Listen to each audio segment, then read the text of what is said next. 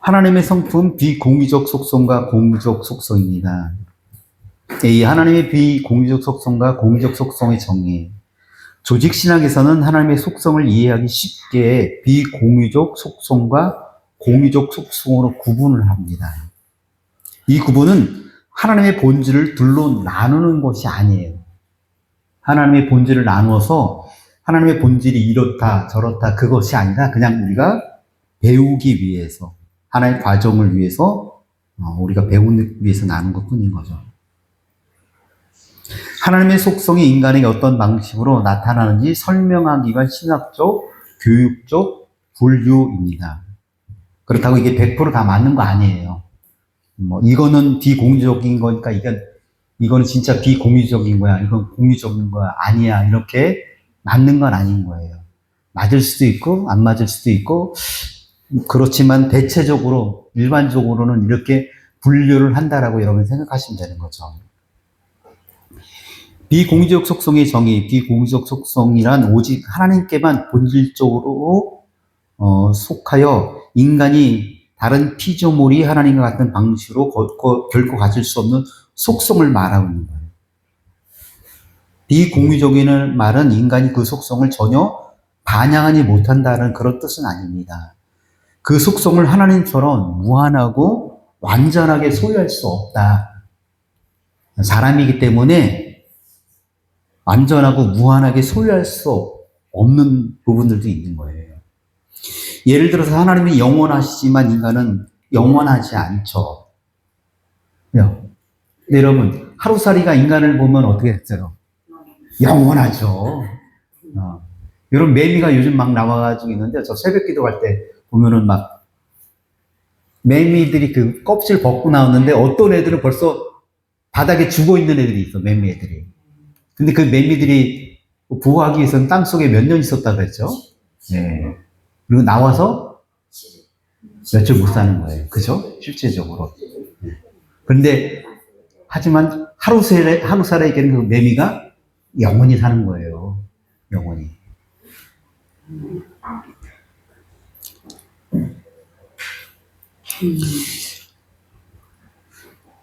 사람도 마찬가지인 거죠. 사람도 영혼이 있지만 그 영혼이라는 것이 영원히 살게 하기 위해서 하나님이 아담을 만드신 거죠. 죽기 만드신 건 아니잖아요. 그런데 그 아담이란 존재가 하나님처럼 영원히 산다? 그거는 이제 천국 가봐야지 알 수 있는 거죠. 그죠? 또한 하나님은 모든 것에 동시에 편재해 계시죠. 모든 곳에 계세요. 인간은 시간과 공간 안에 매여 있는 거죠. 공간에 갇혀 있는 거나 다르다고 할 수 있는 거죠. 대표적인 비유적 속성은 자존성, 영혼성, 불변성, 무한성, 편재성, 전능성, 전지성, 주권성이 있습니다. 하나님에 속한 우리와 공유되지 않는 것이라고 할 수 있는 하나님의 속성이에요. 공유적 속성도 있습니다. 공유적 속성이란 하나님께서 자신의 형상대로 인간을 창조하실 때 제한적으로 반영해 주신 성품으로서 인간도 하나님의 은혜 안에서 어느 정도 나타낼 수 있는 속성을 말합니다. 물론 인간이 이러한 속성을 가질 수 있다고 해서 하나님과 동일시 되는 것은 아니죠. 하나님의 사랑과 거룩과 의는 무한하고 완전하지만 인간의 사랑과 거룩은 유한하고 불완전합니다. 사람에게도 거룩이 있고 사랑도 있고 의도 있죠. 하지만 하나님과 같은 그런 본질적 속성이 동일하다라고 말하기는 어려운 거죠. 대표적인 공유적 속성입니다. 사랑, 거룩, 의, 선하심, 자비, 은혜, 진실, 신실하심, 오래 참으심, 지혜가 있습니다. 대표적인 비공유적 속성이 있습니다. 자존성입니다. 하나님은 스스로 존재하시는 분이시죠. 하나님 누구에 의해 만들어지거나 유지되지 않으며 존재의 원인, 이 존재의 원인이라는 게 우리가 지난번에 배웠었죠. 존재의 원인이 뭐죠? 존재의 원인이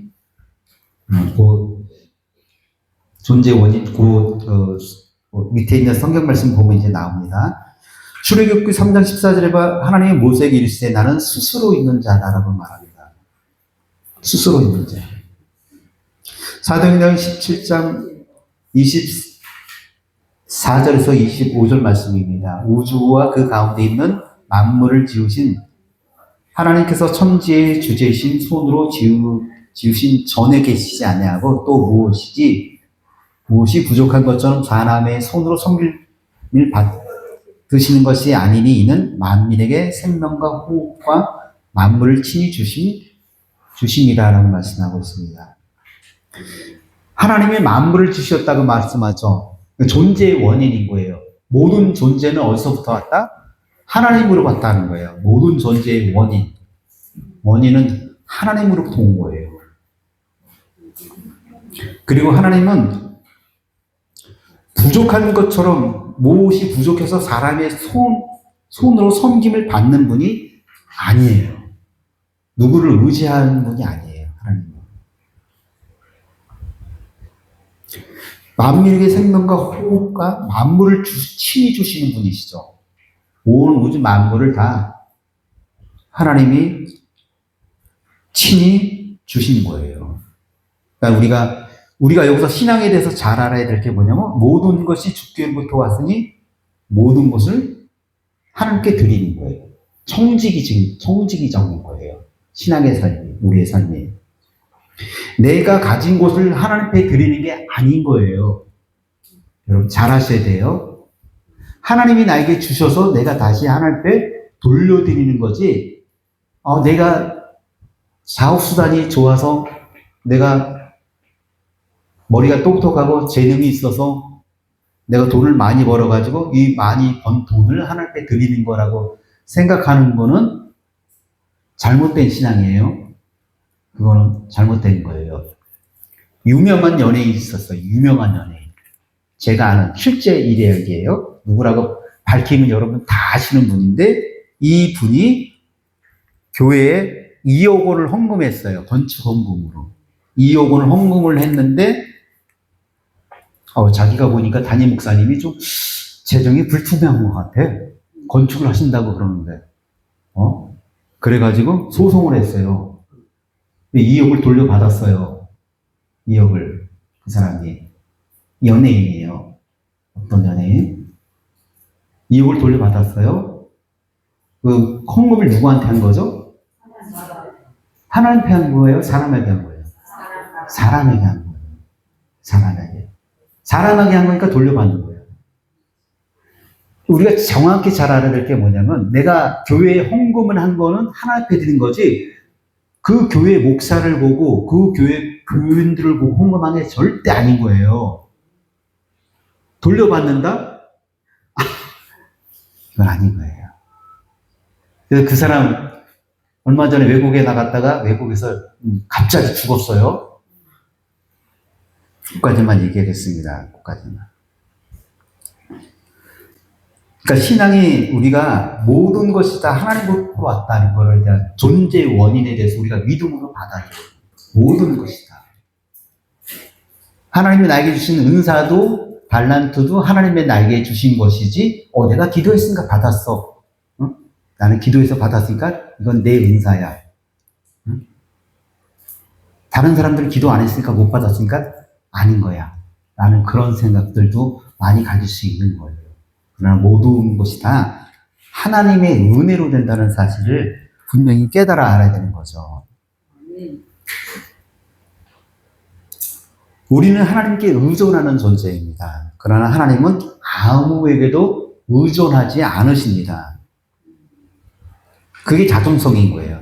하나님은 결코 누구에게 의존하시는 분이 아니고 스스로 계신 분이고 스스로 모든 것을 온 우주 만물에 있는 모든 것들이 다 그분을 통해서 다 만들어진 거죠. 나온 거죠. 이 불변성입니다. 하나님의 본질과 성품과 약속과 뜻에 있어서 변하지 않으신 분이세요. 그분은요. 하나님은 성장하거나 쇠퇴하지 않으며 좋아지거나 나빠지지 않습니다. 말라기 3장 6절 나는 여호와라 변하지 아니하나니. 야고보서 1장 17절입니다. 온갖 좋은 은사 온전한 선물이 위로부터 빛들의 아버지께로부터 내려오나니 그는 변함도 없으시고 회전하는 그림자도 없으시니라. 하나님의 약속은 언제나 우리가 신뢰할 수 있는 거예요. 그렇기 때문에 신뢰할 수 있는 거죠. 영원성입니다. 하나님은 시작과 끝도 없으시며 시간의 제한을 받지 않으시며 하나님은 과거와 현재와 미래를 모두 아시는 영원한 분이십니다. 시편 90편 2절에 산이 생기기 전 땅과 세계도 주께서 조성하기 전 곧 영원부터 영원까지 주는 하나님이십니다. 요한계시록 1장 8절입니다. 주 하나님이 이르시되 나는 알파와 오메가라. 이제도 있고 전에도 있었고 장차 올 자요 전능자라 하시더라. 여기 보면 이제는 현재, 전에는 과거, 장차 올 자요 미래죠. 여러분, 예수 그리스도께서 죽으시고 부활하셨잖아요. 그죠? 예수님이 죽으시고 부활하셨죠. 그런데 그거를 과거에 있던 아담이 믿고 구원받았어요. 현재는 우리가 믿고 구원받았어요. 그리고 미래에 어떤 사람이 그걸 믿고 구원을 받게 되는 거죠. 그것이 하나님의 영원성인 거예요. 영원성.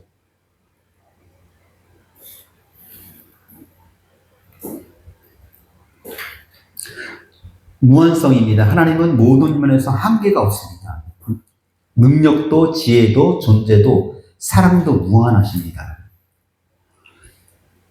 열왕기상 8장 27절에 보면 하늘과 모든 하늘들의 하늘이라도 주를 용납하지 못하겠거든이라고 말을 하죠. 하늘과 모든 하늘들의 하늘이라도 주를 용납하지 못한다라는 거. 하나님의 무한성이에요. 무한성. 은하계가 있고 우리 계속해서 과학 뉴스 들어보면은 은하계뿐만 아니라 은하계 너머에 다른 또 은하계가 또 있다라고 말을 하죠. 우주가 계속 발견되고 있어요. 근데 그 모든 은하계 우주들이 주를 용납하지 못한다는 거죠. 그러니까 무한성을 우리 인간의 머리로 계산할 수 없는 거죠. 하나님은 무한하십니다. 현재성입니다. 하나님은 모든 곳에 동시에 존재하신다. 하나님은 공간의 제한을 받으시지 않으신다. 시편 139편 7절과 10절에 보면 내가 주의 영을 떠나 어디로 가며 주의 앞에서 어디로 피하리이까. 내가 하늘에 올라갈지라도 거기 계시며 수월에 내 자리를 펼치라도 거기 계시니 내가 새벽 날개를 치며 바다 끝에 가서 거주할지라도 거기서도 주의 손이 나를 인도하시며 주의 오른손이 나를 붙드시리이다. 여기 보면 수월에 내 자리를 펼치라도라고 말하죠. 여기 수월이라는 거 여러분, 네. 그럼 우리가 잘 아는 것처럼 그럼 지옥에도 하나님이 계시네요 라고 얘기하잖아요. 그죠? 지옥에 하나님 계신가요? 안 계신 거예요? 계신 거예요? 하나님의 속성 중에 성품 중에 뭐가 있다 그랬죠? 사랑도 있지만 공의도 있고 공의도 있지만 또 뭐가 있죠? 하나님은 악에 대해서 죄에 대해서 어떻게 하시는 분이세요? 심판하시고 또 뭐 하시죠? 그들에게 긍휼과 자비와 은혜를 베푸시는 분이에요? 아니면 뭘 하시는 거예요? 하나님은 진노도 하시잖아요. 그렇죠? 그러면은 지옥이라는 곳에는 하나님의 사랑이 있는 곳이에요? 진노가 있는 곳이에요? 네. 그럼 그 하나님이 계신 거예요? 안 계신 거예요? 네? 계신 거예요. 계시지만은 그곳에는 하나님의 심판이 임한 거예요. 그리고 진노가 임하는 거죠. 하나님은 지옥에는 안 계시고 천국에만 계셔 이렇게 얘기하면은 아니 모든 곳에 다 계신다면서 지금 지옥에는 안 계신다는 얘기는 그러면 하나님은 좋은 곳에만 계시고 안 좋은 곳에는 안 계신다는 얘기네. 편재성이라는 게 안 맞을 수 있는 거죠. 하나님의 그 속성에서 좋은 것보다는 안 좋은 것들이, 우리가 그냥 안 좋은 거라고 얘기할 수 있는 부분들이 지옥에 있는 거죠, 지옥에.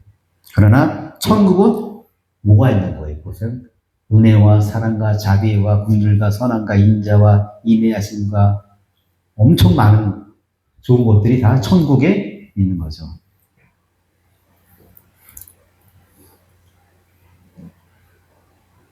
전능성입니다. 하나님은 자신의 거룩한 뜻을 이루신 데 필요한 모든 능력을 가지고 계신 분이시죠. 전능이나 하나님께서 논리적인 모순이나 자신의 성품에 반하는 일을 하신다는 뜻이 아니라 하나님의 뜻과 성품에 합당한 모든 일을 능히 행하신다는 얘기예요.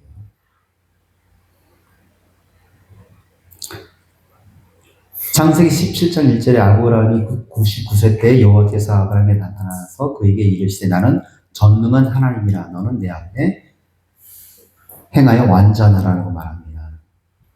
누가복음 1장 37절에도 대저 하나님의 모든 말씀은 능하지 못하심이 없느니라 말씀하십니다.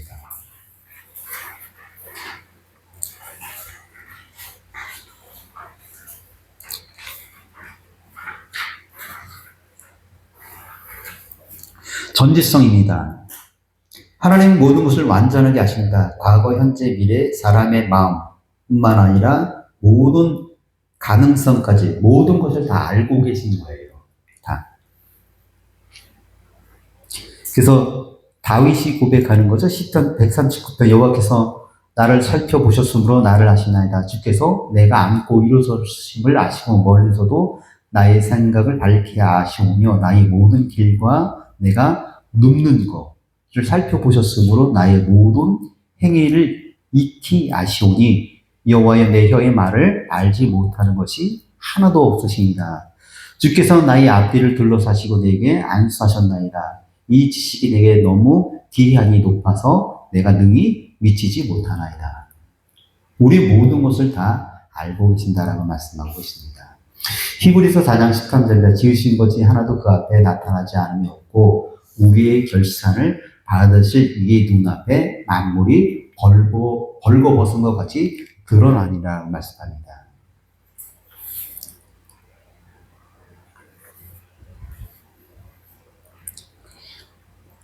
하나님 모든 걸 다 알고 계신 거예요. 다 모든 것을. 재밌는 얘기하면은, 재밌는 얘기하면 이렇게 얘기해 볼까요? 재밌게 그냥 아재 개그로. 우리 맨날 얘기하는 거 있잖아요. 짜장면 집에 가면 짬뽕을 먹을까, 짜장면을 먹을까, 어떡하지, 이거 막. 고민하다가 시켰어요. 하나님이 알고 계실까요? 네, 알고 계시다는 거죠. 모든 걸 다 알고 계시는 분이니까. 그냥 재밌게 얘기하는 거죠. 고민은 고민이죠, 그죠? 그래서, 두 개 같이 들어있는 거 요즘 그런 것도 팔잖아요. 짬짜면 해가지고 같이 들어있는 것도 팔기도 하고. 재밌는 얘기는, 뭐, 그 유튜브에 나오는 재밌는 얘기는 뭐냐. 한국에 있는 남자들은 먹는 게 뻔하다는 거예요. 먹는 게 뻔하다, 뭐. 이렇게 메뉴가 딱 세 가지 있는데 그 세 가지를 직장인들, 샐러리맨들이 가면은 그 세 가지를 항상 메뉴를 돌린다는 거죠. 제육볶음, 돈가스, 부대찌개. 그렇게 하면 이제, 부대찌개도, 순댓국. 그러면 이제 순댓국도 여러 가지가 있다는 거예요. 한 종류만 아니라 여러 가지가 있고. 그래서 이제, 메뉴에 대해서 샐러리맨들이 남자들은 아주 단순해가지고 메뉴를 고를 필요가 없다라는 거예요. 정해져 있다라는 거예요. 근데 그 메뉴 안에 보면 또 메뉴가 또 있는 거예요. 그래서 그 메뉴를 고르는 거죠.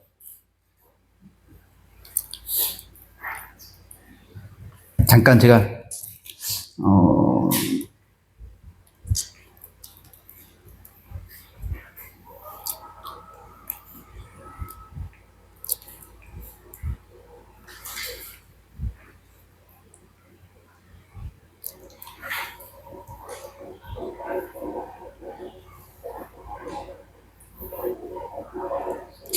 나중에 해드리겠다. 남자와 여자의 차이에 대해서 얘기하는 거 재밌는 얘기도 또 있거든요.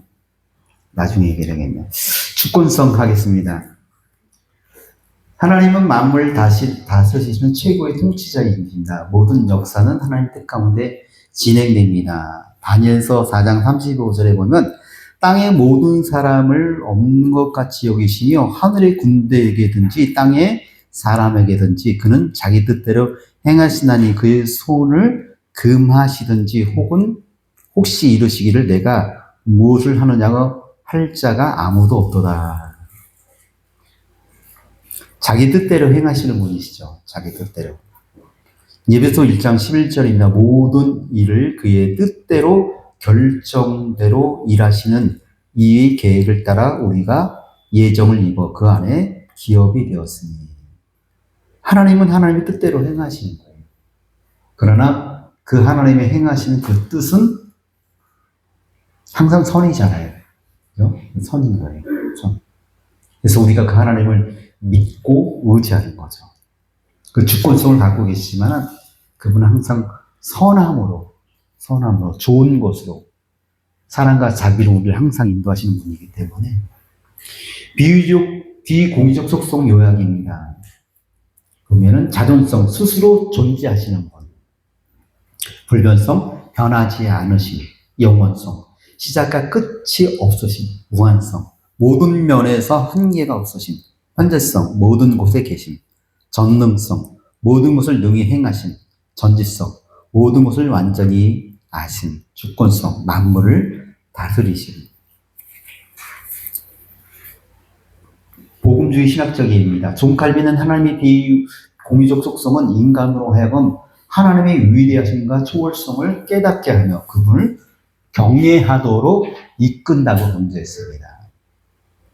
허르만 바빙크는 하나님의 비공의적 속성을 하나님과 피조물을 구별하는 중요한 특징으로 설명하면서 이러한 속성들은 서로 분리되는 것이 아니라 하나님의 단순성 안에서 하나를 이룬다고 가르쳤습니다. 하나님은 부분적으로 전능하시고 부분적으로 사랑하시는 분이 아니라 전능하시면서 동시에 사랑과 거룩과 공의를 완전하게 가지신 한 분 하나님이십니다. 제가 아까 그 신적 단순성 있죠? 신적 단순성. 여기에 보면 허르만 바베크가 말한 하나님의 단순성 안에서 하나를 이룬다. 아까 지금 제가 단순성 한 거잖아요. 그걸 구체적으로 한 거예요. 구체적으로. 이게 굉장히 중요한 거예요. 조직신학적 정리입니다. 비공지적 속성은 오직 하나님께만 고유하게 속한 본질적 성품으로 하나님을 모든 피조물과 구별해준다. 자존성, 불변성, 영원성, 무한성, 현재성, 전능성, 전지성, 주권성은 하나님께서 절대적이고 독립적이며 완전하신 분이심을 보여준다. 이러한 속성들은 하나님을 더 깊이 이해하도록 도울 뿐만 아니라 그분의 진실하심과 통치에 대한 믿음과 경외심을 갖게 한다. 또한 하나님의 모든 비유적 속성은 서로 조화를 이루며 하나님의 하나된 본질 안에서 완전하게 나타난다라고 말합니다.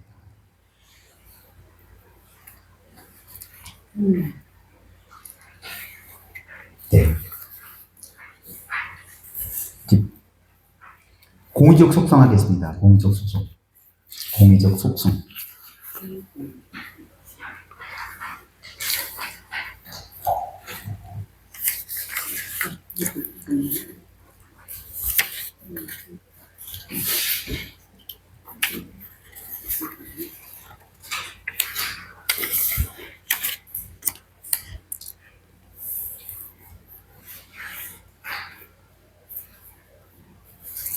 하나님의 성품 중에서 이제 공의적 속성이 있는 거예요.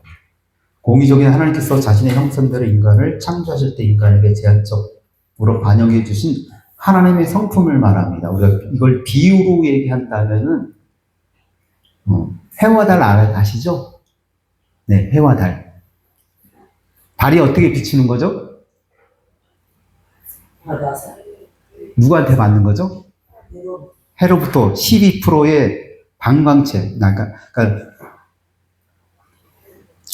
그러니까 달은 스스로 빛을 발할 수 있는 발광체는 아니에요. 발광체. 스스로 빛을 발할 수 있는 존재는 아니지만 해의 12%의 빛을 쉽게 얘기하면 받아들여서 반사한다라고 얘기할 수 있는 거죠. 그러니까는 해가 없으면 달은 어떻게 되는 거죠? 네. 그러니까 우리가 주님이 없으면 우리는 깜깜한 거예요. 여러분,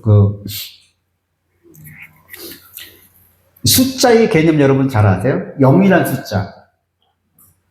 원래 0이란 숫자가 있었어요? 없었어요? 1, 2, 3, 4, 5, 6, 8, 9, 제로예요. 우리 그 돈을 보면은 100원은 100이죠. 그죠? 10원은 10이고, 그리고 1원은 1이고, 1000원은 1000이죠. 근데 여러분 한번 공이 없다고 한번 생각해 보세요. 과거에는 공이 없었어요. 과거에는. 근데 나중에 0이라는 숫자를 개발을 한 거예요. 그래서 옛날에는 0이라는 숫자가 없었을 때는 계산을 하려면 세무사가 와서 계산을 해야 되는 거예요. 계산이 엄청 오래 오는 거예요, 여러분. 공이 없이 한번 계산해 보세요, 여러분. 계산한다고 한번 생각해 보세요. 계산이 엄청 어려워요. 근데 0이라는 숫자, 제로라는 숫자 하나를 봤을 때 여러분 뭐가 있어요? 아무것도 없는 거죠. 한번 보세요. 우리가 순위 세계에서 돈이라고 있어. 돈이라고 있는데 00000000000000 딱 있어. 돈이에요. 돈이에요. 휴지예요. 네? 휴지죠. 그러나 일 하나 딱 붙여. 00000000000000 계속 가. 얼마가 되는 거예요? 무한이 될 수 있는 거예요. 0이라는 숫자가 단순하게 보면 아무것도 아닌 것 같은데 0이라는 숫자를 개발함을 통해서 수학의 세계에서 돈에 대한 개념에 대해서 획기적인 역사가 일어난 거예요. 그러니까 0이라는 숫자가 혼자 있을 때는 아무것도 아니었던 거예요. 근데 거기 앞에 뭐가 하나 붙으면 얘가 힘이 되네. 우리도 마찬가지인 거예요. 우리도 공인한 존재, 아무런 존재가 아닌데 하나님 우리에게 앞에다가 딱 뭘 하나 붙여주면 다른 존재가 된다라는 그런 의미가 있을 수 있는 거죠. 그러니까 우리는 하나님이 계시에 존재하는 그런 존재인 거예요. 하나님 없으면 우리는 아무런 존재가 아닌 거죠. 공의적이라는 말은 인간이 하나님과 동일한 속성을 가진다는 뜻이 아니라 하나님께서 가진 성품을 인간도 제한적이고 불완전한 방식으로 나타낼 수 있다는 의미입니다. 하나님이 이런 속성을 무한하고 완전하게 가지고 계시지만 인간은 유한하고 불완전하게 반영할 뿐입니다. 공의적 속성의 특징, 공의적 속성은 다음과 같은 특징을 가지고 있습니다. 하나님의 형상, 이마고데이라고 하죠. 하나님의 속성이 있습니다. 인간은 어느 정도 나타낼 수 있습니다. 하나님은 무한하고 완전하지만 인간은 제한적인 거죠. 그래서 우리에게 무엇이 필요하냐? 성령의 역사와 성화의 과정을 통해서 나타나야 될 성품입니다. 하나님께서 우리를 창세기 1장 26절과 27절 보면 우리의 형상을 따라 우리 모양대로 우리가 사람을 만들고 인간은 하나님의 형상대로 창조되었기 때문에 하나님의 성품을 제한적으로 반영할 수 있도록 우리에게 하나님께서 그렇게 창조하셨어요. 근데 대표적인 걸 말하는 거죠. 사랑. 하나님은 사랑이십니다. 인간도 하나님을 사랑하고 이웃을 사랑하도록 부름받은 거예요. 그래서 인간에게 사랑하려고 하는 마음이 있는 거죠. 그리고 또 반대로 뭐죠? 사랑받으려고 하는 마음도 있는 거예요. 인간에게는. 사랑을 하려고 하는 존재인 것뿐만 아니라 사랑을 받으려고 한다는 그 존재 자체가 공의적인 거죠. 거룩입니다. 하나님은 죄와 완전히 구별되신 거룩하신 분이십니다. 베드로전서 1장 15절과 16절에 내가 거룩하니 너희도 거룩할지어다. 성도는 하나님의 거룩함을 본받아 살아야 합니다. 여러분 거룩이라는 용어는 아시는 거죠? 구별, 그죠? 우리가 무엇과 구별하느냐라는 거죠. 구별. 의. 하나님 언제나 공의롭고 올바르게 행하시는 분이십니다. 신명기 32장 4절에 그는 반석이시니 그가 하신 일이 완전하고 그의 모든 길이 정의롭고 신실하고 거짓이 없으신 하나님이시니 공의로우시고 바르시도다. 인간도 의로운 삶을 살아야 되는 거죠. 의로운 삶. 선하심. 하나님은 본질적으로 선하십니다. 그분은 자체가 선이신 거예요. 선. 시편 100편 5절에 여호와는 선하시니 자비입니다. 하나님은 죄를 불쌍히 여기신 분이죠. 그래서 에베소서 2장 4절에는 긍휼이 풍성하신 하나님이라고 말씀하시는 거예요. 하나님은 긍휼이 풍성하신 분이에요. 그리고 은혜의 하나님을 받을, 은혜는 하나님의 그 은혜를 받을 자격이 없는 자에게 주시는 구원을 말하는 거죠. 그러니까, 네. 에베소 2장 8절에 보면 너희가 그 은혜를 인하여 믿음으로 말미암아 구원을 받았으니 이것이 너희에게 다 난 것이 아니요 하나님의 선물이라. 예. 은혜라는 거가 거저받는 거잖아요. 받을 자격이 없는 사람에게 그냥 무료로 주시는 거예요. 그것도 무료로 주시는 것뿐만 아니라 어떻게 주시죠? 무한으로 주시잖아요. 무한. 진실하신 하나님은 거짓이 없으시며 언제나 진실하십니다. 민수기 23장 19절 하나님은 사람이 아니시니 거짓말을 하니 아니하시고 인생이 아니시니 후회가 없으시도다. 어찌 그 말씀하신 바를 행하지 않으시며 하신 말씀을 실행하지 않으시냐. 신실하신 하나님은 자신의 언약과 약속을 반드시 지키시는 분이세요. 진실하신가 신실하심이 약간 다른 거예요. 보면 신실하심은 언약과 약속을 반드시 지키시는 분인 거예요. 신실하심은 그분 자체가 신실하다는 거예요. 근데 진실은 언약과 약속을 지킴으로 말미암아. 신명기 7장 9절에 그런즉 너희는 알라 오직 내 하나님 여호와는 하나님이시니 신실하신 하나님이시라. 그가 사랑하고 그의 계명을 지킨 자에게 천대까지 그의 언약을 이행하여 인애를 베푸십니다.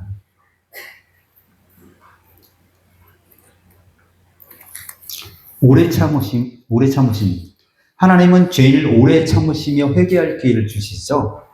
베드로후서 3장 9절에 보니까 주의 약속은 어떤 이들에게 더디다고 생각하는 것 같이 더딘 것이 아니라 오직 주께서는 너희를 대하여 오래 참으사 아무도 멸망하지 아니하고 다 회개하기에 이르기를 원하시느니라.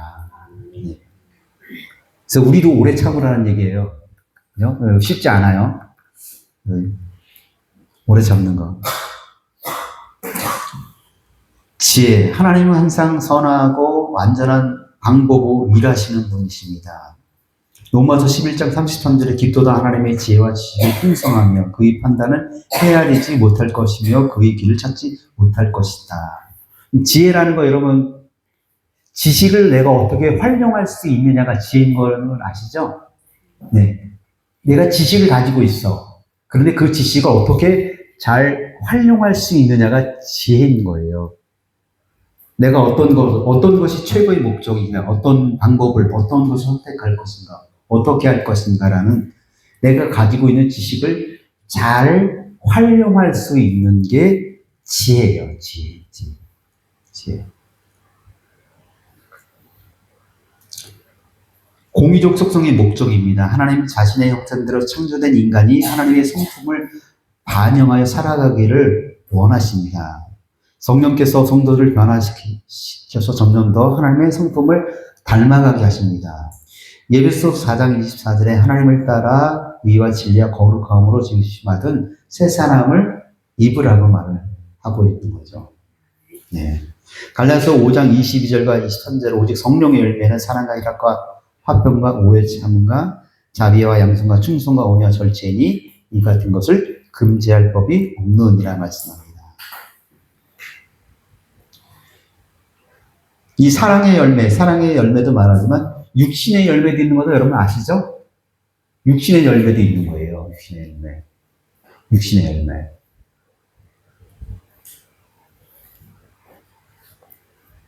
고운적 속성의 요약입니다. 사랑은 하나님은 사랑입니다. 거룩은 죄와 구별되는 거죠. 의, 언제나 오르십니다. 선하심, 본질적으로 그분은 선하세요. 자비, 긍휼을 베푸십니다. 은혜, 받을 자격이 없는 자에게 호의를 베푸는 거죠. 진실하심, 거짓이 없는 것. 신실하심은 약속을 지키시는 것. 오래 참으심, 인내하며 회개를 기다리는 것. 지혜, 가장 선한 방법으로 일을 하는 거죠. 제가 요즘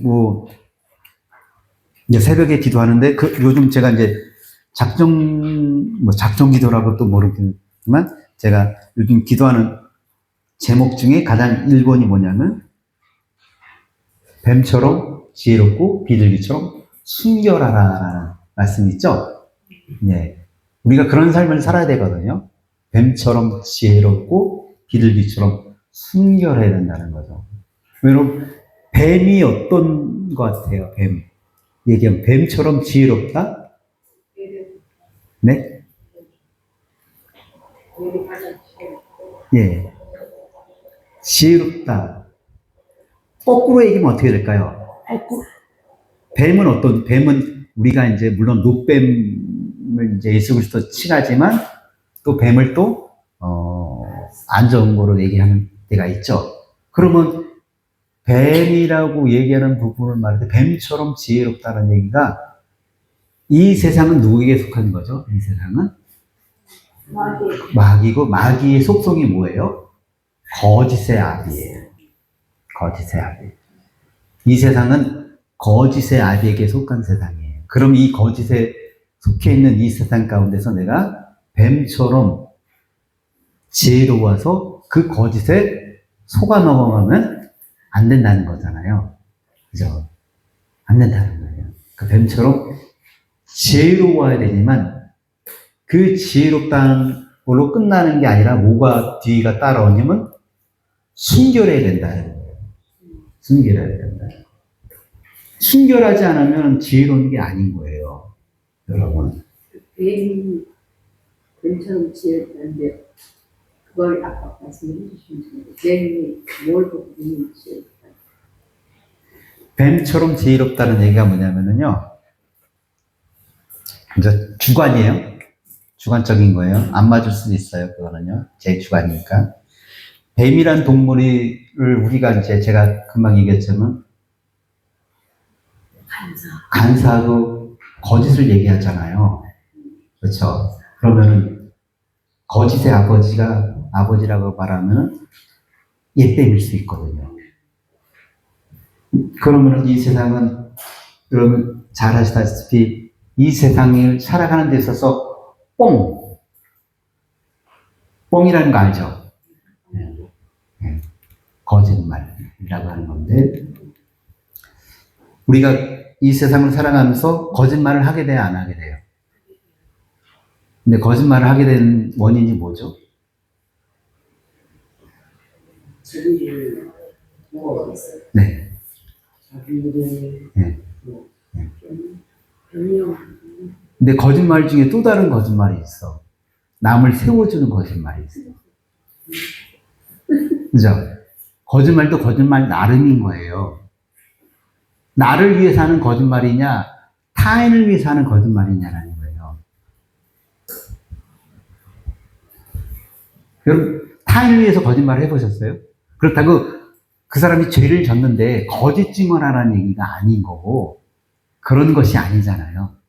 그런 거짓말을 얘기하는 건 아니고, 그런 얘기를 하는 건 아니고, 남을 위해서, 남을 사랑하기 위해서, 남을 세워주기 위해서, 때로 우리가 거짓말 아닌 거짓말을 하죠. 안 하세요? 어떤 거짓말이 있을까요?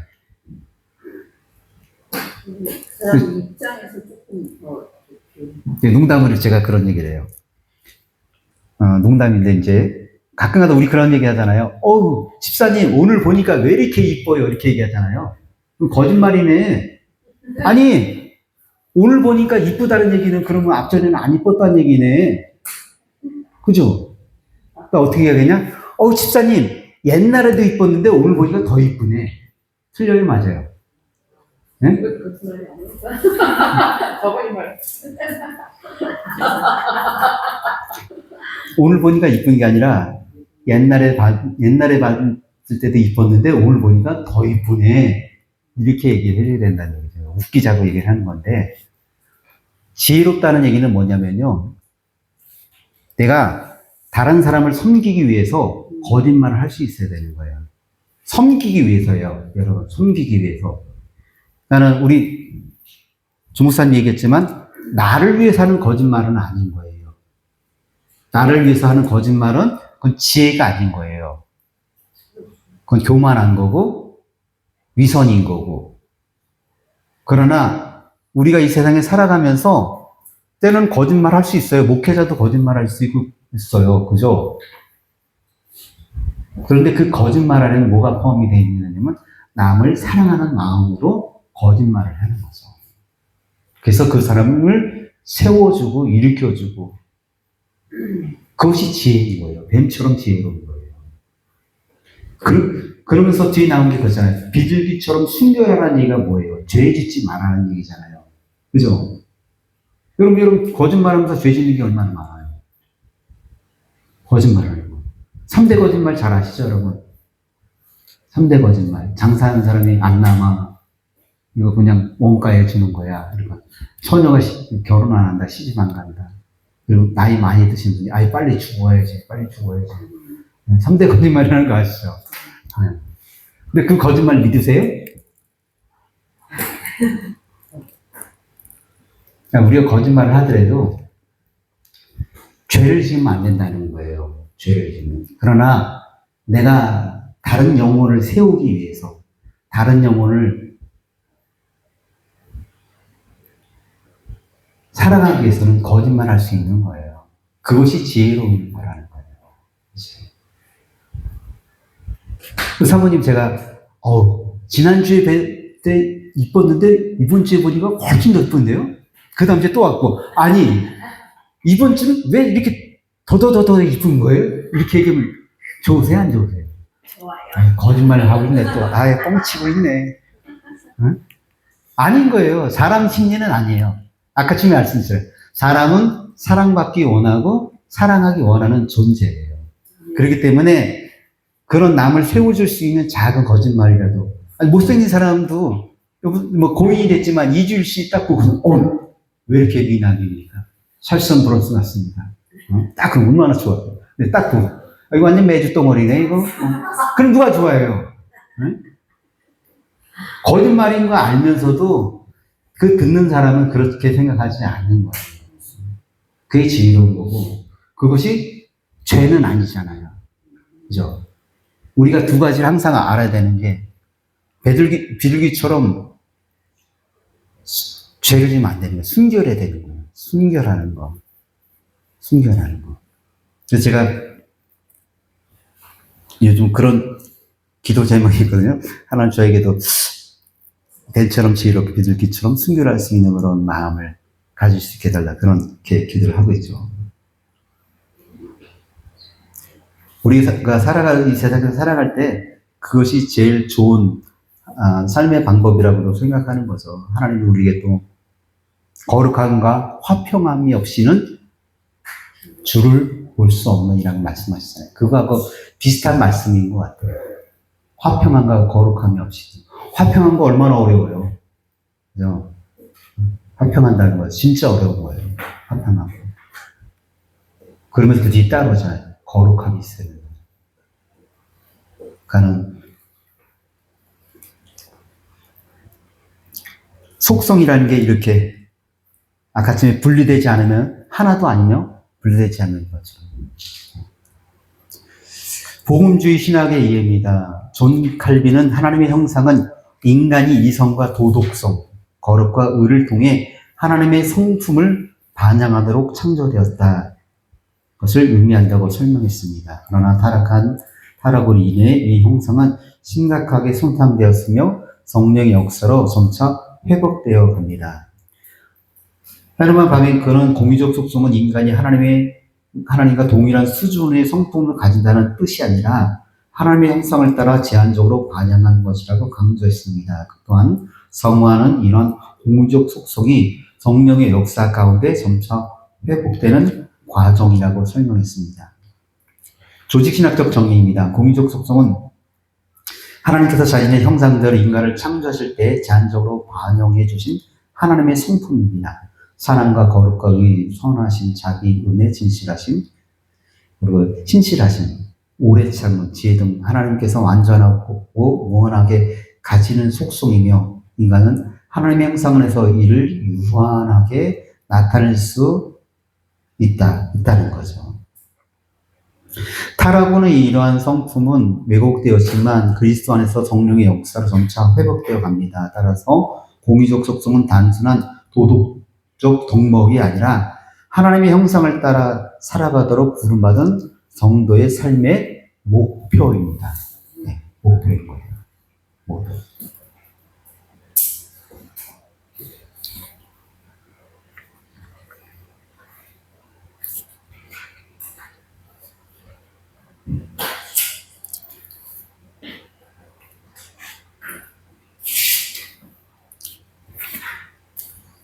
우리 수업은 여기까지입니다. 혹시 뭐 아니 아까 그 거짓말에 대해서 네. 조금 제 생각이 조금 달라서 다를 수 있는 거예요. 이거 왜 아까 거짓말 중에 뭐 어떨 때 거짓말을 한다고 했잖아요. 너무 살릴 것 같아요. 네, 남을 세우시기 위해서. 근데 저는 제 생각에는 그 뭐 하얀 거짓말 이런 건 전혀 없다는 생각이 들고요. 성경이 어디에도 그런 건 없고, 그다음에 거짓말이 하나가 만약에 생기면 그 거짓말을 듣기 위해서 7가지 거짓말이 생겨요. 그건 그렇죠. 유통원칙에 의해서. 네. 그러기도 하고 또 성경은 예고는 예고 아니면 아니라는 얘기를 하고 있거든요. 네. 그래서 거짓말을 해도 되는, 누구를 세우기 위해서 거짓말을 해도 된다라는 것은 저는 아니라는 생각이 좀 위험한. 만약에 우리가 그걸 가지고 있으면 성도들한테 그 얘기를 했다면 그래서 저희 그건 아닌 것 같다는 생각이 듭니다.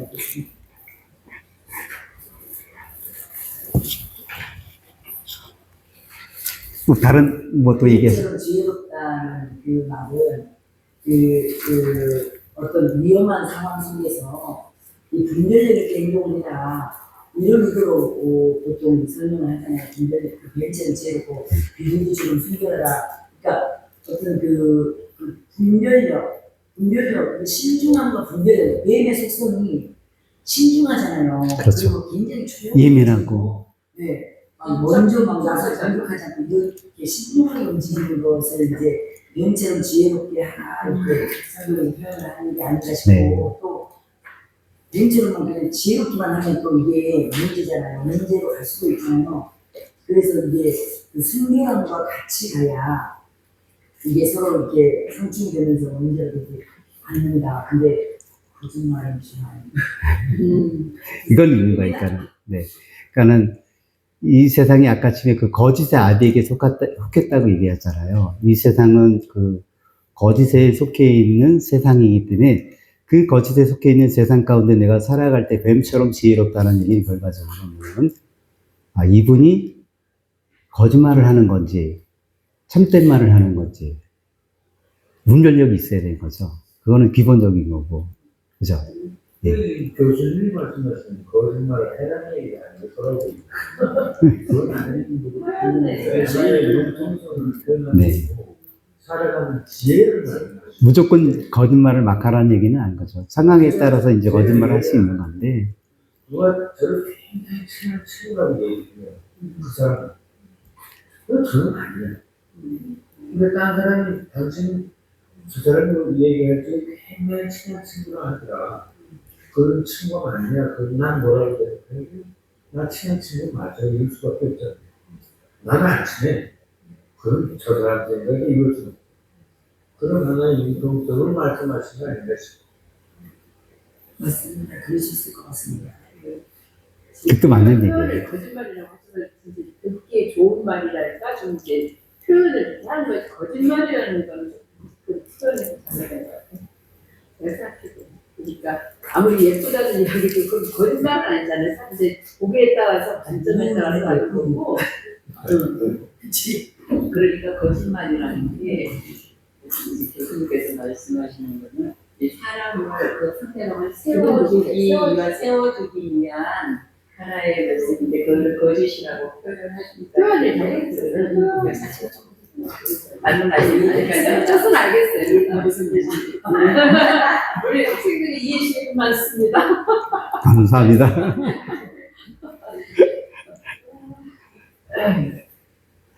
그런 거죠. 우리가 잘 이 세상에 살다 보면은, 주변에 이제 이렇게 얘기를 듣다 보면은, 이 세상에 악한 자에게 속해 있다는 것이 너무나 자명적으로 잘 드러나는 게 이 세상의 모습들이잖아요. 그죠? 그래서 그 사람들이 자신의 그 지위와 명예, 자기 위치, 자기의 삶을 지키기 위해서 거짓말을 하고 살아가는 것이고, 그런 삶 속에서 우리가 그런 것들을 분별해 나갈 수 있긴 있어야 되는 거죠. 그것이 이제 기본적인 거고, 그건 기본이고, 이제 저는 이제 다른 사람들을 뵐 수 있으면 우리가 세워지고 섬길 수 있는 삶이 가장 기본적인 거가 되어야지 그것이 뱀처럼 살아가는 삶이 아닌가라는 생각이 그 들죠. 뱀의 지혜라는 거는 약간 속성상도 좋은 점이 있는 것 같아요. 뱀이 우리가 나쁜 이미지로 갖고 있지만은 성서충. 아까 말한 것처럼 뭐 네. 굉장히 뭐라 그럴까 좀 신실하면 뭐 그런 거라든지 뭐 민첩하고 뭐 그런 좋은 점들을 한쪽도 갖고 있는 게 아닌가. 교수님께서 기도하실 때 뱀처럼 지혜롭고 기둥처럼 친절하라고 말씀하셨잖아요. 저 같은 경우도 한참 지혜를 구할 때는 교수님 같은 그런 기도를 굉장히 많이 했었거든요. 뱀처럼 지혜롭게 또 기둥처럼 별로.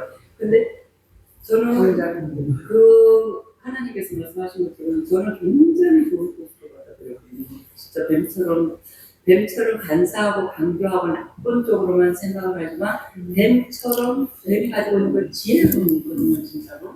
그래서 저는 그거에 대해서 동의를 하고 그 기도가 굉장히 중요하다고. 저는 그런 게 있는 거죠. 그러니까 세상에 속해 있는 사람들은 자신이 가지고 있는 것들을 지키기 위해서 또한 자신이 가진 것을 더 확대시키기 위해서 거짓말을 많이 하죠. 그랬을 때 우리가 이제 그런 거짓말을 들었을 때 그거를 내가 어떻게 받아들이고 어떻게 그거를 내가 헤쳐나갈 수 있느냐라고 했을 때 뱀처럼 지혜로워야 된다는 거죠. 그거는. 그런 부분들이 워낙 우리 생활 주변에 많이 있는 게 사실인 거예요. 우리는 말씀으로 이미 그 관용어를 알고 있잖아요. 뱀같은 식으로 우리가 이제 순결하고 이게 있기 때문에 그거에 대한 이제 조금 머리에는 와 있는데 뱀의 어떤 지혜라는 게 어떤 건지 조금 더 한번 위한 공부하는 바에 좀 하면 좋을 것 같아요. 이미 붙여서 그만했죠. 기도. 그래서 이제 그런 사람들에게 있어서도 할 때도 때로는 그런 부분에 있어서 우리가 뱀처럼 했는데 이제 제가 이제 거짓말을 하는 얘기가 그런 의미라는 거죠. 그런 의미로서. 분별력을 가지라는 뜻이고 신중하게 행동하라는 것. 세상의 악한 꾀를 배우라는 뜻이 아니라 배우는 거 아니죠. 그렇지. 절대 그렇게 되면 이제 숨기라는 의미가 아니라 비둘기처럼 순결한 부분이 깨지게 되니까 그건 아닌 거죠.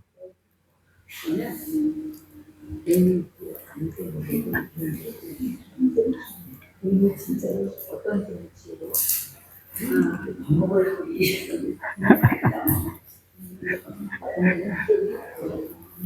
뭐 끝까지 배워야 되는 건 네, 수업 마치겠습니다. 뭐 시험 몇 점 봤는데, 이번에만 제가 그 민 교수님하고 이제 시간을 바꾼 거거든요. 근데 다음 달에는 똑같이 제가 이제 셋째 주 오게 될 거예요. 그러면 이제 제가 마지막에 올 때 시험을 봐야 되잖아요. 그 시험을 보는 걸 먼저 번하고 동일하게 제가, 이제 1시간 정도는 요점 정리를 다시 한번 하고 프린트홈을 나눠드려서 이제 요점 정리하고 그리고 그 요점 정리한 거 안에서 이제 핵심 단어들만 잘 이렇게 신학적 용어들만 잘 정리해서 쓰시면 될 거예요. 그렇게 시험을 보려고 하는 거거든요. 네. 그러니까는 미리 알려주시는 거예요. 그러니까 이제 제가 셋째 주에 왔을 때에 복습을 한번 다시 할 거예요. 저번에도 복습했죠? 예. 그러니까 이번에는 제가 아예 프로인 토모를 나눠 드릴게요. 프로인 토모를 나눠 드리고, 핵심 단어를 정리를 하고, 그리고 그거 보시고 쓰시면 되는 거예요. 여기 우리 권사님이가 쓰셨는데 네. 뱀이요 굉장히 위험을 빨리 감지한대요. 그래서 작은 진동이나 냄새에 민감해서 그건 그렇죠. 위험이 왔을 때 다 알아차리는데 신앙적으로는 재와 유혹, 위험한 상황을 미리 분별하는 지혜를 의미한다는 거야. 두 번째는 불필요한 싸움을 피한대요. 뱀은 먼저 공격하지 않는데 의심인들도 쓸데없는 다툼을 피하고 합동을 이루려는 지혜가 필요하다. 신중하게 움직인대요. 뱀도 성급하게 행동하지 않아. 우리도 말과 행동을 신중하게 하려는 네. 자신을 잘 보호합니다. 이렇게 몸을 숨기고 안전한 곳을 찾아서 위험을 피하는 것처럼 우리도 믿음을 지키기 위해서 때로는 지혜롭게 자신을 보호하는 것도 필요하다. 환경에 잘 적응한다. 다양한 그렇죠. 환경에서 살아남는 능력이 있는데 그리스도인들도 세상 속에서 믿음을 잃지 않으면서 지혜롭게 살아야 합니다. 이런 거 답이 될 것 같아요. 그래서 그 말씀하고도 아마 연관이 될 거예요. 그러니까 뱀처럼 지혜롭고 비둘기처럼 순결하라는 말씀과 화평함과 거룩함이 없이는 아무도 주를 보지 못한다는 말씀과 아마 일맥상통하는 말씀이 연결되어 있을 거예요. 그게 같이 되는 그런 말씀인 것 같아요. 다른 사항은 없으시죠? 네, 그럼 일단 수업을 오늘 여기서 마치는 걸로 하겠습니다. 그럼 기도하고 마치겠습니다. 하나님 감사합니다. 우리가 하나님의 속성에 대해서 배웠습니다. 우리가 하나님의 속성을 배움을 통해서 진정으로 하나님이 우리에게 주시는 그 속성을 우리가 잘 반영해서 하나님이 원하시고 기뻐하시고 하나님의 선함으로 원하시는 그런 믿음의 삶을 살아갈 수 있는 지도자로서 목회자로서 하나님 역사하시고 인도하여 주시옵소서. 그래서 성령의 역사하시고 행하시니 우리 삶 가운데 날마다 더하여 주셔서 우리가 진정으로 성령의 사람으로 하나님의 사람으로 그리스도의 사람으로 살아갈 때마다 하나님 앞에 영광을 주시는 저들의 모두의 삶이 될 수 있도록 축복하여 주시옵소서. 학업을 할 때도 하나님이 우리에게 지혜도 주시고 명철도 주시고 우리에게 지식도 주셔서 잘 배우고 깨닫고 실천하며 행할 수 있도록 축복도 주시옵소서. 예수님의 이름으로 기도드립니다. 아멘. 감사합니다. 수고하셨습니다.